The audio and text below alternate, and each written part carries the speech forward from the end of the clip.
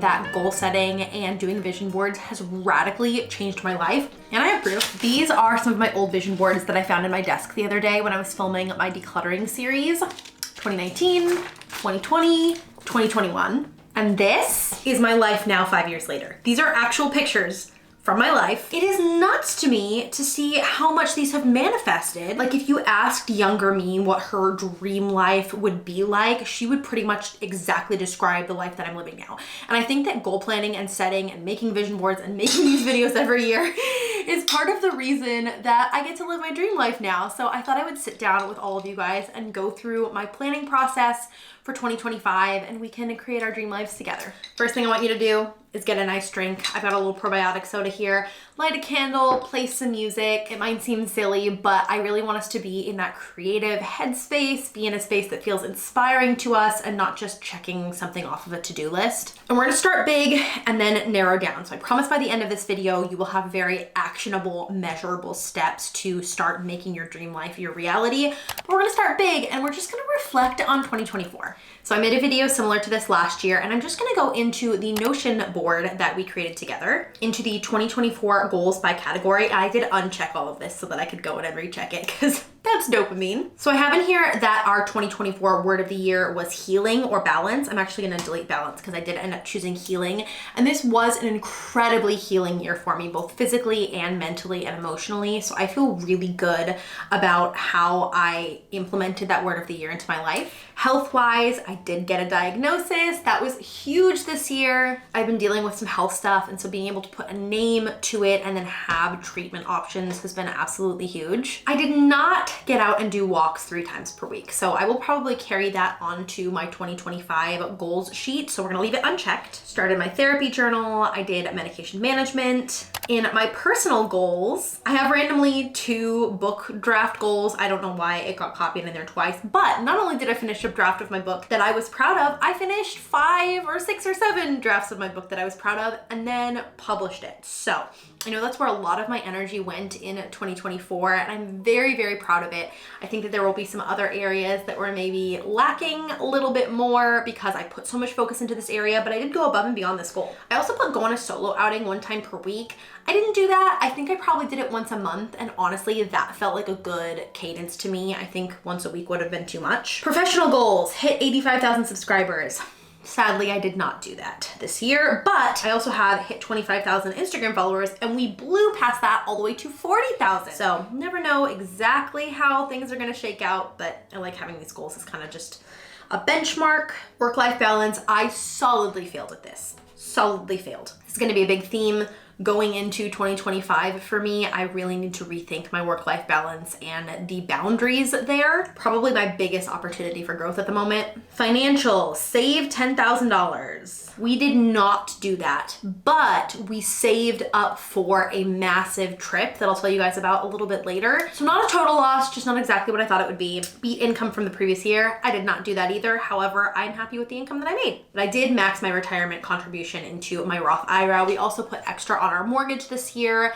Some other financial goals that we hit were getting the PMI on our house loan removed. 1 agro-tourism outing per quarter. Okay, let's see. We did Christmas tree farm. We did pumpkin patch. We did apple farm. Oh, did we do any? Oh, and we did a flower field. So yes, that is 4. One-on-one dates with each member of my family once a month. Killed it on that. Sensory activity 1 time per week. I'm gonna check it off because it was more like sensory activity or craft or baking or something of that nature, but I do think that I did a good job at incorporating this every week. I did not do a monthly girls brunch, but I did attend more girls nights and host more girls nights this year than I did the previous year, which is great. Pick 1 friend to check in on every week. I did a good job at that.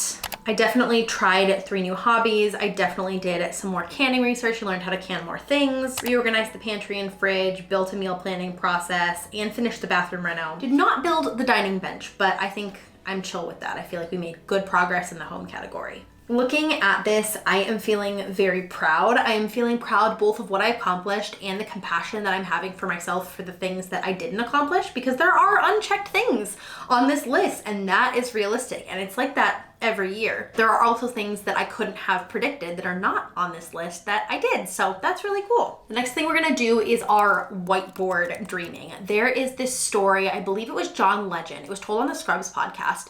And they told the story about how John Legend and his manager, when they were like just fresh out of college, sat down at a big whiteboard and wrote all of these like crazy big dreams. They were just like laughing their way through it. Like, oh my gosh, what if I was an EGOT? And what if I won this many Grammys or whatever? I mean, I don't know exactly because I don't follow John Legend that closely, but basically moral of the story, 10 years later, every single thing on that whiteboard had happened, which like, that's crazy and really just shows you the power of putting a voice to your goals and starting to dream about things. I'm not necessarily like a person who believes in manifestation in the more like woo-woo sense of like putting energy out and it comes back to you, but I do think that the more you think about your goals, the more likely it is that you're gonna achieve them. That just feels like common sense to me. So this is where we're gonna do our big amorphous dreaming. So get out a pen and paper and we're gonna write a list of like crazy big dreams. So one thing I'm gonna put for me is to be a New York Times best-selling author. This sounds insane, but that is what this part of goal setting is for.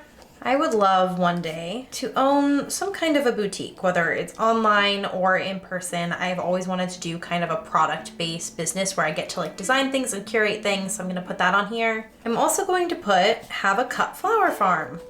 Star in another musical. It's been too long since I've been on stage. I miss it very much. Ideally for me, this would be Belle in Beauty and the Beast. I would like to pay off my house early. I would like to spend a whole summer in Europe. Feel calm and fulfilled. If we're being crazy and I could do anything, I would hire house cleaners. Have a core group of girlfriends. And I can add to this as I think of more too, but we're gonna start there.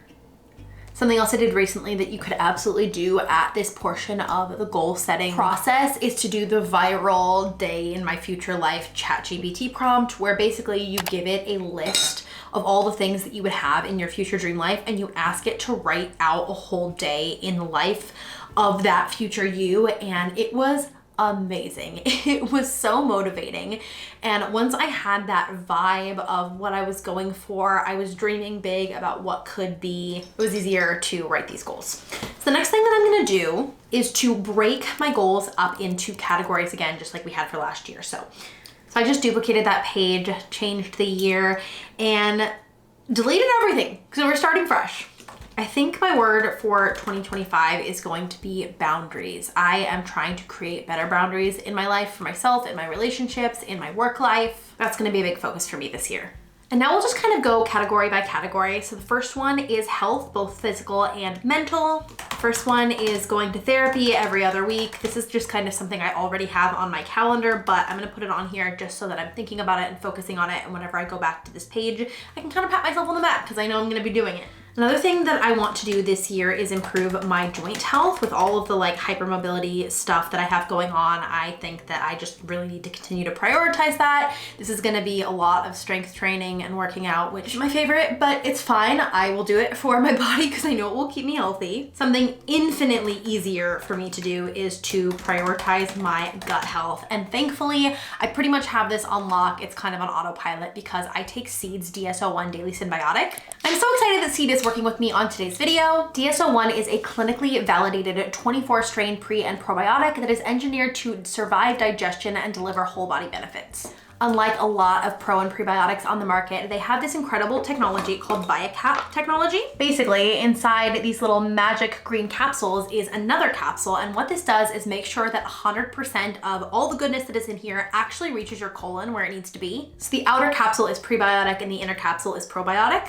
This is such an easy habit to add. If you're into habit stacking, you can just add this into whatever morning routine you already have going. It's such an easy way to do something nice for yourself, and it has so many benefits. Your gut truly is connected to everything. It has been shown to improve cardiovascular health, help with skin hydration, make you more regular, decrease bloating. Not to get too into my health stuff, but one of the things that I recently learned is that I'm having a hard time with estrogen. And one of the primary regulators for circulating estrogen is the gut microbiome. So there's a bidirectional relationship there. This for sure has been one of the best things that I did for my health in 2024, and I would highly recommend it to anybody who's considering. I can't speak highly enough about it. If you want to give it a try, I do have a code for you. So you can use code Megan25 to get 25% off of Seeds DS01.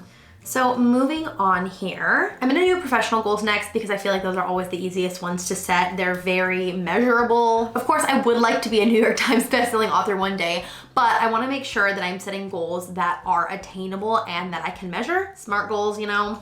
So I'm gonna say that I wanna reach 1,000 new readers for The Crown Prophecy in 2025. I usually set a number goal for YouTube as far as subscribers, and I'm just not feeling as drawn to that this year. I think one of the goals that I want to have with the whole boundaries thing in mind for my YouTube channel is to explore different formats of content. I specifically would like to make a lot more videos around my hobbies, things that provide value to you guys, and redefine my content pillars. Obviously, my life is changing. I'm no longer a newborn mom, and so I get the opportunity now to redefine what my channel is about. And of course, it will still be just a lot of us hanging out and doing day in the lives and things like that. But I also would love to lean into some more like cinematic, maybe slow living content. I've toyed with the idea of like changing my channel name to something like Meg's Cozy Cottage, and then having a really clear pillars that are like gardening and books and, you know, etc. So I don't know if that's what I'll do or not, but I would like to take some intentional time to think about it. I also want to do some UGC training in 2025. UGC is user generated content, and it's basically where brands will hire you to make ads for their social media rather than your social media.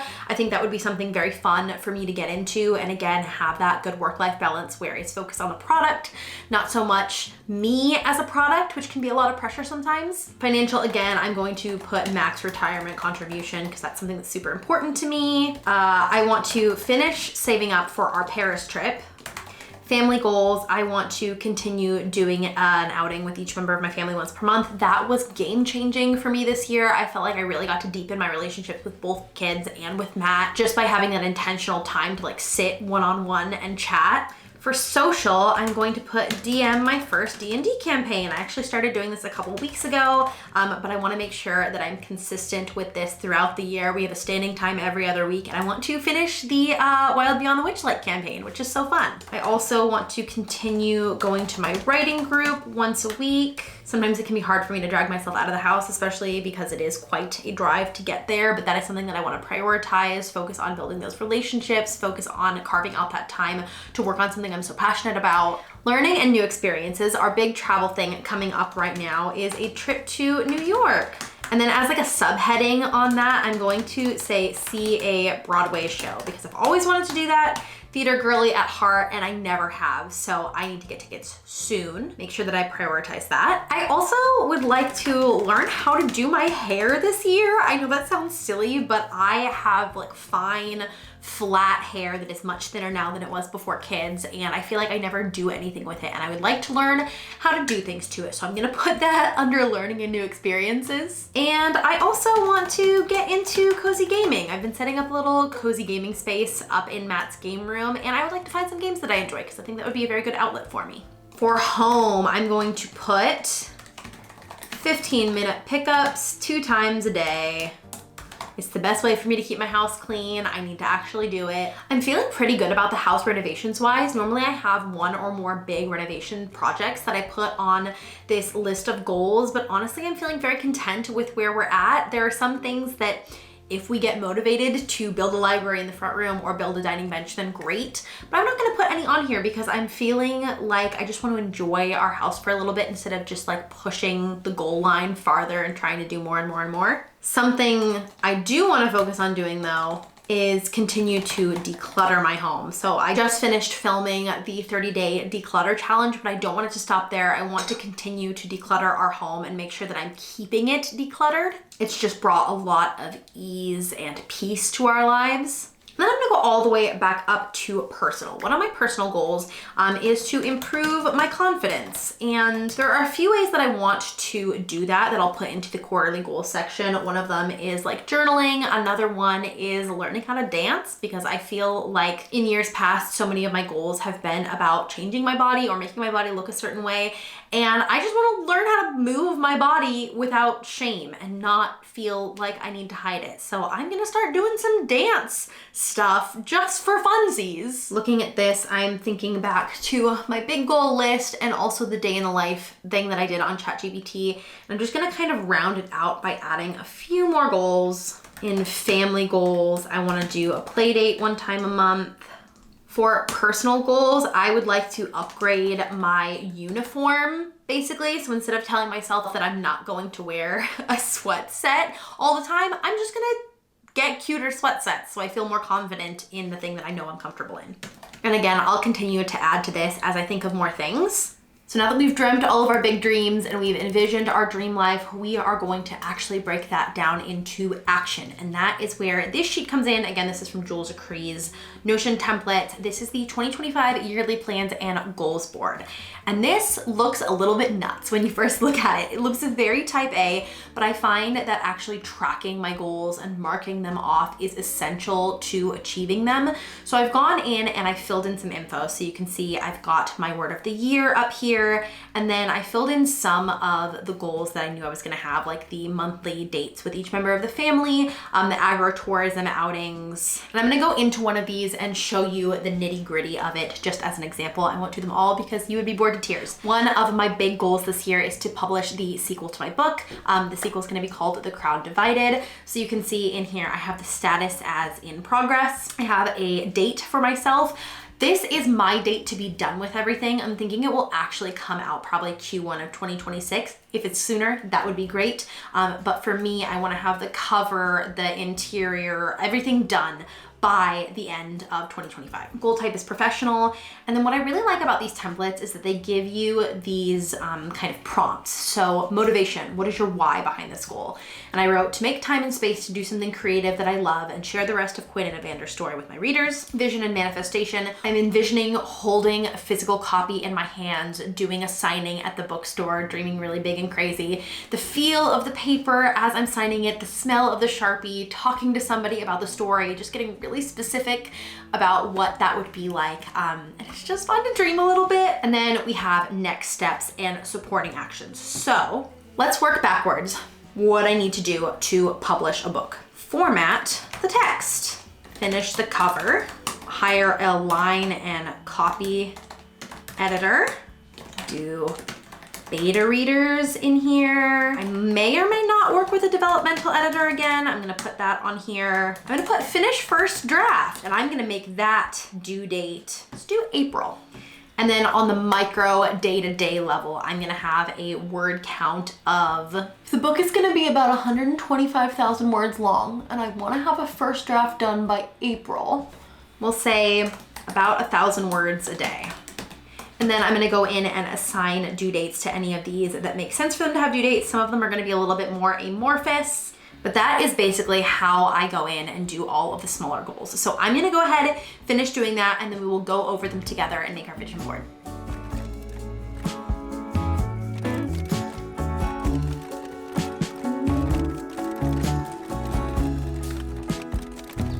And then to track all those daily goals, I'm just gonna put them into the Finch app here.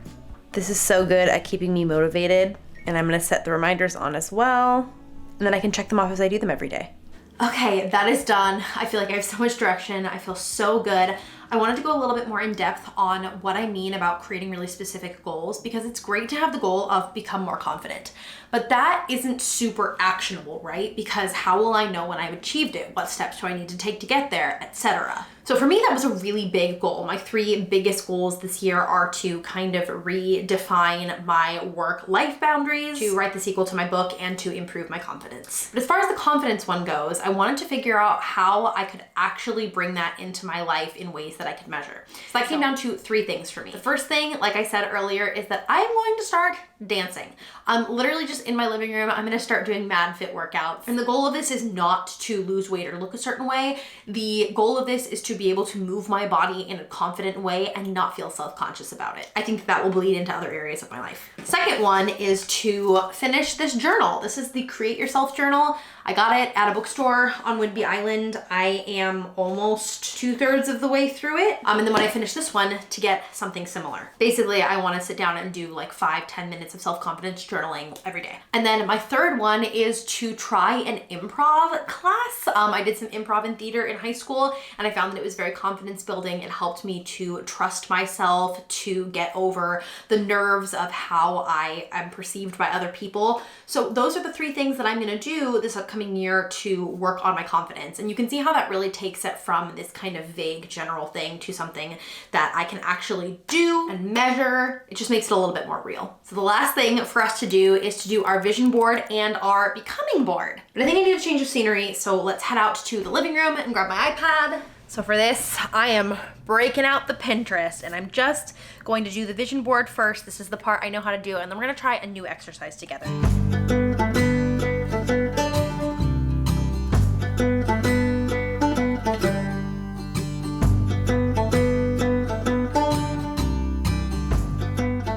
All right, so this is my vision board, and this is my becoming board. So this is an idea from Corinne Norton, PhD, over on Instagram, and she basically came up with this concept of a becoming board. And what it is rather than a vision board that has all of your big, lofty goals, your becoming board is what you want your everyday to look like. And the fun challenge is that as the year goes by, you're supposed to recreate the photos on your becoming board and replace them with photos of your own life. And I think that that's so cool. So for me, I'm gonna be taking aesthetic flat lays of my laptop, taking a picture in New York, really romanticizing my outings with my kiddos by taking a little mommy kiddo picture. And you can actually see the change as your dream life and your real life kind of overlap. I think this is genius. I mean, obviously it's coming from a behavioral change expert with a PhD, and I'm really excited to add this into my goal setting routine for 2025. Every single year, the ways in which I set goals become smaller and smaller and more specific. And I feel like 10 years ago, it was all these big, like buy a house, have 100,000 subscribers, blah, blah, blah, blah, blah.